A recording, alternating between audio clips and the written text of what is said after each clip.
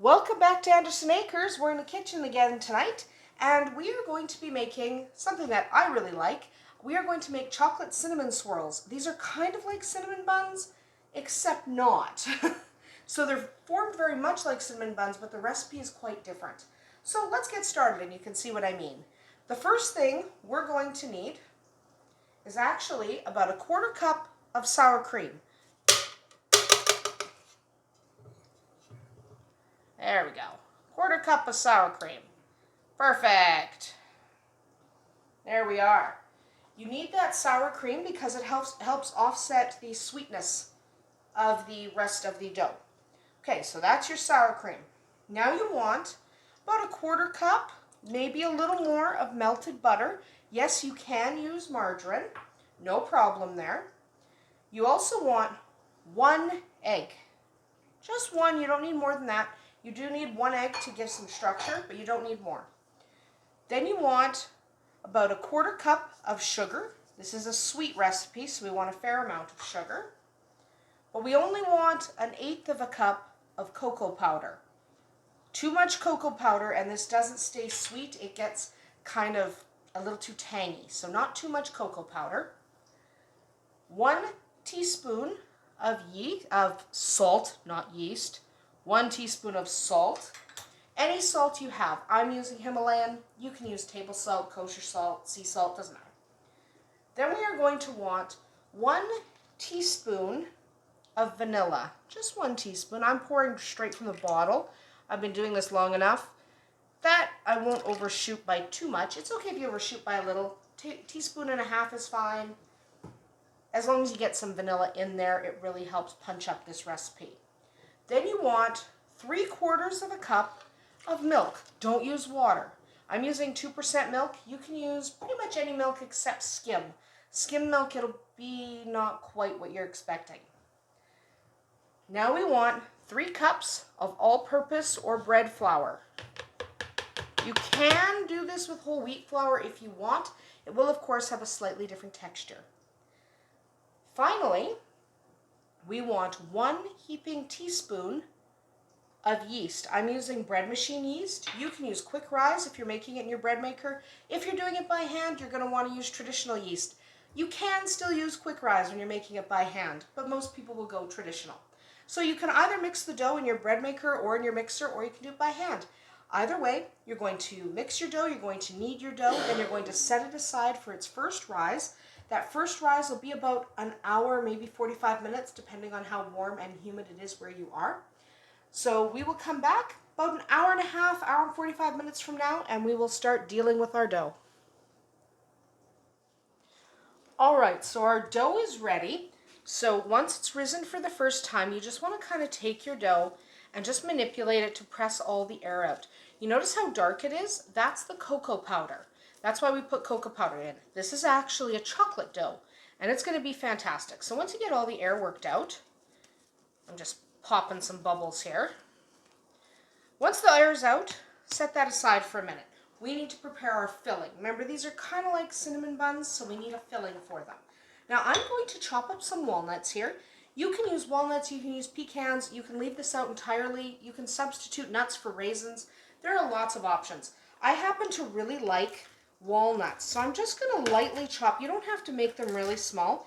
It's just these are walnut halves, and walnut halves are a little bit too big to stick in here, so just gently, lightly chop these on a cutting board. You don't need them tiny, you don't need to dice them or anything like that. Just kind of get them smaller than walnut halves, because halves are a little bit too big. You can buy already chopped walnuts, and that's fine too. But this is what I have in the cupboard, so I'm just going to give them a chop. Okay, and once we have most of the big pieces worked out, we'll just set this aside. We won't need this for a couple minutes, but it is just a good idea to chop these before you start working with your dough. There we go. So there are our nuts, all chopped up and ready. Stick those to the side. Now we want to make a filling. Oh, and how much nuts? It really is up to you. I'm doing about a full 1/2 cup of nuts, including the topping. That's all the nuts I'm going to use, but you could use fewer nuts or more. It's entirely up to you. That's not that big a deal. The filling, you should have half a cup of brown sugar, tightly packed brown sugar. All right, so if you have any chunks in your brown sugar, because sometimes that happens, just grab them and break them apart. So you don't want big chunks in there. But now you need some more than brown sugar. You need some spices. So we're going to use cinnamon. You can do about a half teaspoon to a full teaspoon. I'm doing about a full teaspoon, but you can do a little less if you don't love cinnamon. Do a little bit of nutmeg. You're probably going to want about 1/8 of a teaspoon. I'm doing a little more than that. And cloves, you only want a dash. Cloves are overwhelming. Ignore the dishwasher. But cloves are overwhelming, so you just want a dash. So I'm going to use, this is a fish knife, but that's what I'm using for a second just to mix that up. So just mix your sugar with your spices. Remember, this is brown sugar. So half a cup of tightly packed brown sugar, and then you're going to mix it up. So I also like using a knife here because I can kind of chop up the chunks. If there's any chunks in my brown sugar, there really aren't that many. There we go. There. So set that aside now. Now we have our filling. So now we're going to grab our pan. You're going to use like a 9x13 cake pan. Same kind of thing you might use for a cinnamon bun. We are going to use a cooking spray.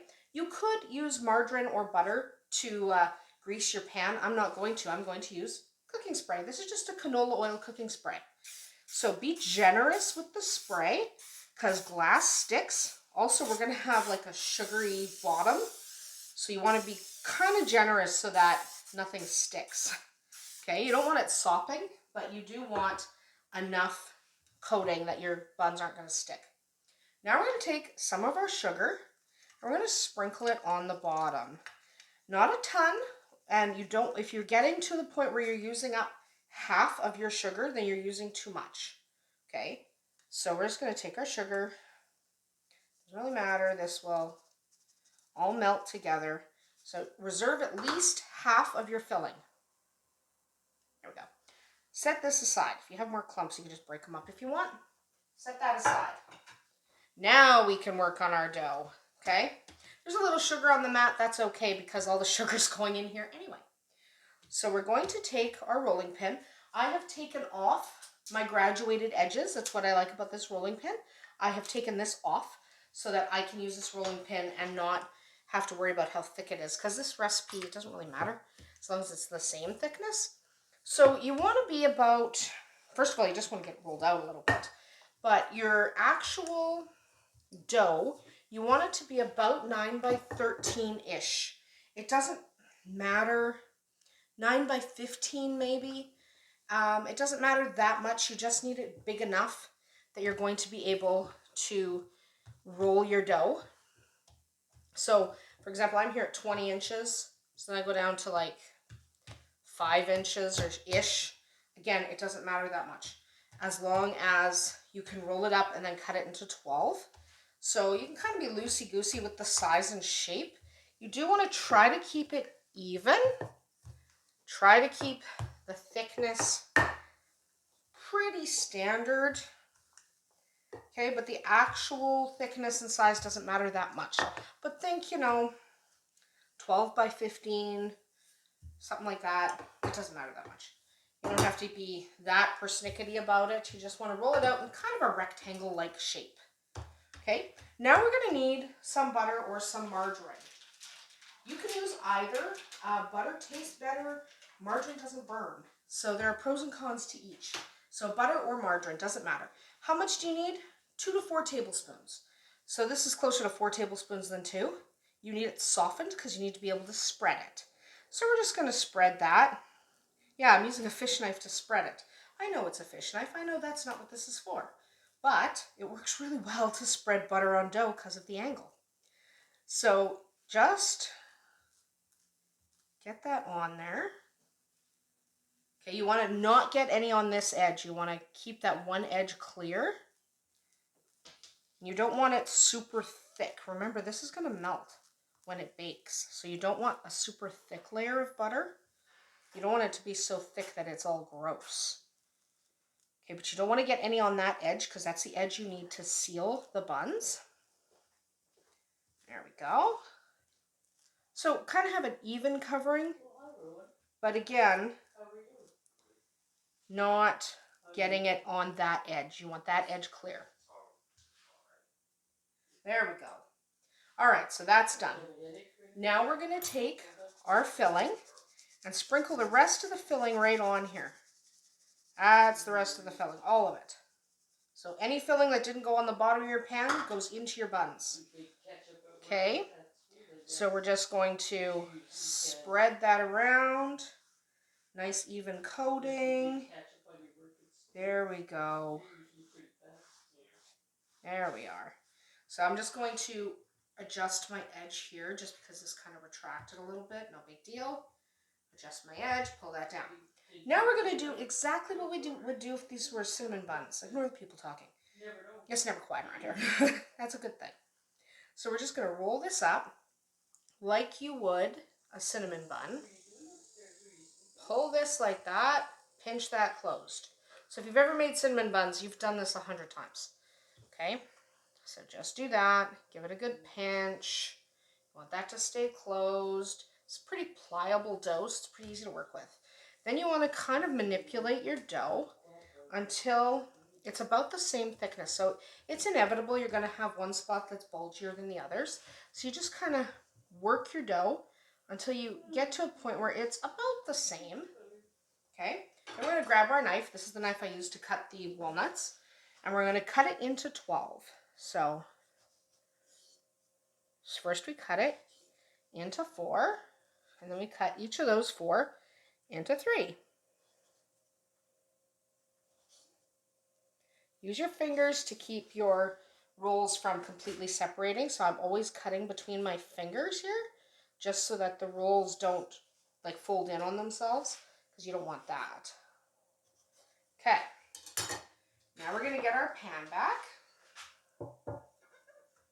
And we're just going to take these one at a time. These end pieces, you want that messy end facing down. And we're just going to line these up. 3. So we're just going to line these up in our pan. Then we're going to set this aside to rise. We're going to set it somewhere warm, and it doesn't have to be super humid, but warm and kind of damp-ish. I use the inside of my microwave like I always do, but you can completely cover it with just a tea towel, piece of plastic wrap, whatever you have. It doesn't really matter. So you just load these in. Again, the end pieces, the messy end should be down. And if you need to with those end pieces, give them a little bit of a press so they stay in the right orientation. So just like that, we're done. So now we have to stick these in the microwave or on your counter, wherever's a good spot for you to rise your dough. Cover it up and put it somewhere to rise. It's going to take about an hour. This is a nice pliable dough. It rises quite well, so it shouldn't need too much more than that. But we'll come back and check. And I forgot, before we set these aside to rise, we want to sprinkle some nuts in there because we want some nuts in between and on top. We are not going to use all of our nuts. We're going to use only about half, maybe 2/3. You don't want to use all of your nuts. I was going to do this without showing you on camera because that's usually what I do right before I set it aside to rise. So just get some nuts on there, in between, around it. Turns out really well. So now we will set it aside to rise for about an hour. All right, so our buns have risen a little bit. They are ready to go in the oven. Before we put them in the oven, we're going to take the rest of our walnuts and sprinkle them on top. This way, more gets right on top of these buns. So kind of concentrate them right on the top now that a little rising has occurred. There we go. I really like walnuts. Remember, you don't have to use walnuts. You don't have to use anything. You can just bake them as cinnamon swirls. No big deal. So we're going to pop these in the oven now for 375 degrees for 25 to 30 minutes. Check them at 25. Be prepared to wait till 30. So we'll come back after these have baked. They're also going to need to cool for 30 minutes before we do the next step. We do have a glaze to put on top of them, but they have to cool for 30 minutes after they come out of the oven. So we will come back as soon as they are baked and cooled for 30 minutes. Then we'll make our glaze. All right, so our chocolate cinnamon swirls are fully baked. They baked for about 28 minutes actually, and I have let them cool half an hour. So they're still warm, but they are not hot. You don't want to do this next step when they're hot. You can just eat them as they are, but I'm going to make a glaze. So to make a chocolate glaze, the first thing you're going to need is about a tablespoon, tablespoon and a half of melted butter. To that, you're going to add a splash of vanilla, no more than a teaspoon. It could be less than that if you like. Mix that in a little bit. Then you want to do 2 tablespoons of cocoa powder. Okay, just 2 tablespoons, not a ton. 2 tablespoons of cocoa powder. And then half a cup, that's only a quarter cup, but you want half a cup of icing sugar, also called powdered sugar. So there we go. We're going to give that a mix. This is not all. Get that kind of wet. There we go. Now we need some milk. Now what I'm going to do is drop about a tablespoon of milk in here. I'm eyeballing, you can measure. And give that a whisk. And then what I'm going to do is, if that's not quite enough, I'll add a little bit more. Glazes can be finicky things. If you don't do it just right, they end up way too runny. So it's better to add just a little bit of milk and then add more later on. So you do want it liquid enough to pour, but not so liquid that it runs everywhere. Remember, these are still warm, so the glaze will run a little extra because they're warm. So you put it on a warm surface, it kind of liquefies a little bit more. So you don't need a ton of extra milk. I am going to put about a half tablespoon more in there. So not a ton, just a little. So you do it till it has a consistency you're comfortable with, a consistency you're comfortable pouring or drizzling. So mine in this case looks like this. To me, that's pretty good. I'm going to use that. So just make sure you don't have any clumps in there. You want to whisk that up just to make sure there aren't any clumps. And then you're going to start, you can either pour, you can drizzle if you want, so you can do this, or you can just pour if you like. So we're kind of going to pour, the pattern doesn't matter, just get some on all of them. There's really no pattern to this. You just want to get glaze on all of them. And then I'm going to go sideways a little bit. Right? Try to be equal in your glazing, though it doesn't really matter. You don't have to glaze, but this chocolate glaze is really quite delicious. I love this. Remember, don't give this one to your pets. There's a lot of chocolate in it, so Whiskey can't have it. Or maybe he can, you never know. But you really shouldn't share this one with your pets. I know I share everything with mine, but this one really should be reserved for human consumption. So in addition to making this delicious, that chocolate glaze also helps to keep these walnuts exactly where they should be. Remember, you can leave out the walnuts or substitute them for something else. You can also put the walnuts inside the actual bun. I don't, because I don't like slicing a rolled up loaf, when it also has nuts or something in it.